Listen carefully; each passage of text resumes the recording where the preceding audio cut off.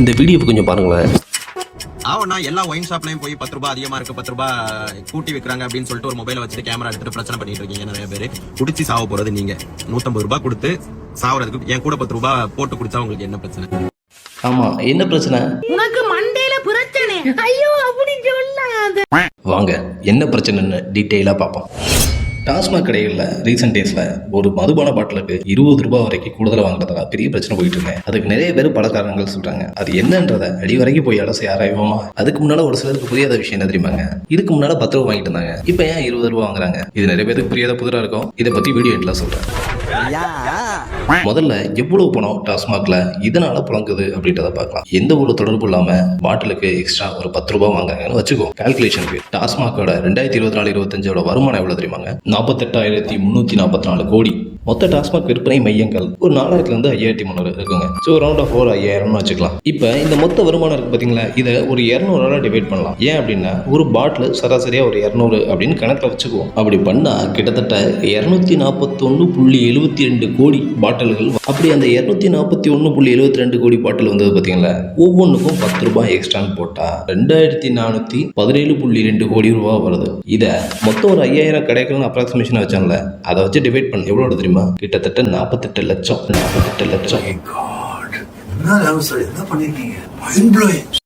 இதெல்லாம் குத்து மதிப்பு தாங்க. இது ஒரிஜினல் வரும்னு சொல்ல முடியாது. இந்தியன் எக்ஸ்பிரஸ் என்ன சொல்றாங்க பாருங்க, ஒரு சில இடங்கள்ல 200 ரூபாய் பாட்டிலுக்கு 20 ரூபாயா, 400 ரூபாய் பாட்டில் போயிடுச்சுன்னா 40 ரூபாயா. ஸோ அமௌண்ட் வேரியேஷன் ஆகும். ஸோ அப்ராக்சிமேஷனா ஒரு கற்பனைக்கு கால்குலேஷன் படி 20 இருந்து 40 வரைக்கும் வருதுன்னு வச்சுக்கோ. ஒரு சின்ன கடை, பெட்டி கடை அளவு கூட இல்லைங்க, அவுட்லெட், அந்த இடத்துல இவ்வளோ காசா போடுறது ஷாக்கா இருக்குங்க. இதெல்லாம் தேவையில்லாத ஷாக்கு. ஊழியர்கள் என்ன சொல்றாங்க தெரியுமா? எங்களுக்கு சம்பளம் பத்தல, பாட்டில் இறக்குறதுக்கு ஏத்துறதுக்கு ஆள் வைக்கிறோம், அதுக்கு காசு வரல, கடைக்கு மின்சார கட்டணம் செலுத்த முடியல, வாடகை கொடுக்க முடியல அப்படின்னு சொல்றாங்க. 20 இருந்து 50 லட்சம் வரைக்கும் கூட வருமானம் வரும் போலங்க வருஷத்துக்கு. இதை வச்சு இந்த தேவையில பூர்த்தி செய்ய முடியல. ஆச்சரியமா இருக்குல்ல? இதுல இவர் சொல்றத பாருங்க. எங்க ஆள் இல்லையாங்க? பாட்டில் நான் தானே எடுத்து போய் கொடுக்குறேன். வாங்கலையாங்க பாருங்க. ஏங்க அப்ப இந்த பாட்டில் கலெக்ட் பண்றதுக்கு 2000 ரூபாய் சம்பளமும், அப்புறம் மாசத்துக்கு 60,000ங்க. என்ன கணக்குது? பேசாம நம்மளும் பாட்டில் கலெக்ட் பண்ண போனா நல்ல சம்பளம் கிடைக்கும் போல. அப்புறம் ஒரு டவுட், கடை வாடகை கொடுக்கல, கரண்ட் பில்லு கட்டல, சம்பளம் பார்த்தல அப்படின்னா நீங்க ஏன் சொந்த காசை போட்டு கடை நடத்துறீங்க அப்படின்னு கேள்வி எனக்கு இல்ல பொதுவா வருது. ஒரு சிலர் யோசிக்கலாம், 10 ரூபாய் தராங்க, இதுல என்ன பெரிய பிரச்சனை வரும்போது அப்படின்னு. இதை பார்த்துருவாங்க.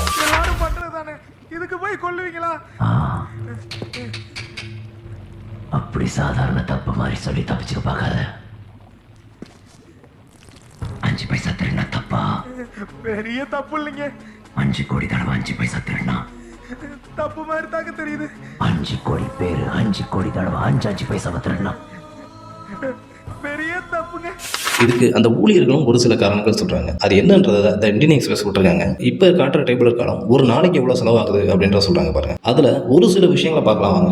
ஒரு நாளைக்கு பார ரெண்டுக்கு கொடுக்கறதுக்கு 1000 ரூபாயா ஒரு நாளைக்கு இந்த கடைக்கு. அதுக்கப்புறம் ஆஃபீஸ் டிராவலுக்கு 200 ரூபாயா, அதாவது அந்த பார் சம்பந்தமா டிராவல் பண்றாங்கல்ல, அதுக்கு 200 ரூபாயா ஒரு நாளைக்கு. பேங்க் விசிட்டுக்கு தனி 200 ரூபாயா, அது இந்த டிராவல் வரல போல. விஷயம் என்னன்னா, ஒரு பார் வந்து ஒரு நாள் ஃபுல்லா செயல்படுதுன்னா ஒரு நாள் முடிச்சோன்னா கலெக்ஷன் எடுத்துட்டு போய் பேங்க்ல கட்டணும். அதை கட்டுறதுக்கு 200 ரூபாய் செலவாகுதான். இன்டர்நெட் ஃபெசிலிட்டி 200 ரூபாயா, பார்ல இன்டர்நெட் ஃபெசிலிட்டி தேவைப்படுது போல, அங்கே 200 ரூபாய் செலவாகுதான். ஹெல்த் கேர் எக்ஸ்பென்சஸ் இதை கூட சொல்லலாங்க. செக்யூரிட்டி அண்ட் ப்ரொடக்ஷன் காஸ்ட் ஒரு நாளைக்கு 500 ரூபாய். இதெல்லாம் ஏத்துக்கிற மாதிரி இருக்கா இல்லையான்றத நான் சொல்ல போறது இல்லை. இதை பார்த்து நீங்க கமெண்ட்ல சொல்லுங்க. இது அவங்களோட கோரிக்கை எவ்வளவுதான். அதுக்கப்புறம் மந்த்லி எக்ஸ்பென்ஸ் போட்டிருக்காங்க.